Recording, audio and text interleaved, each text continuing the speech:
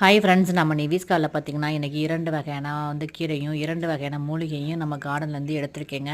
காலையில் ஃப்ரெஷ்ஷாகவே எடுத்திருக்கேங்க. என்னென்னு பார்த்தீங்கன்னா இது முடக்கத்தான் சூப்பு வைக்கிறதுக்காக எடுத்திருக்கேன். இது பார்த்தீங்கன்னா இது தூதுவடை. இது ரெண்டையும் சேர்த்து சூப்பு வச்சு சாப்பிட்டோம்னா நல்லா டேஸ்ட்டாகவே இருக்குங்க.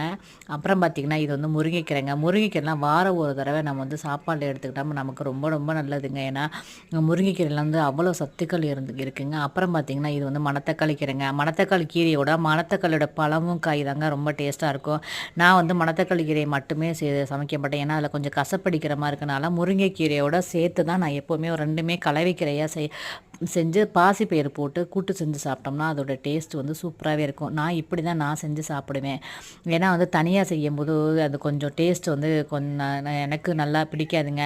நான் இந்த மாதிரி ஒரு முருங்கைக்கீரையோட கலந்து தான் நான் செய்வேங்க. சூப்பராக இருக்குங்க. அனைவரும் இயற்கை விவசாயத்தை நேசிப்போம்.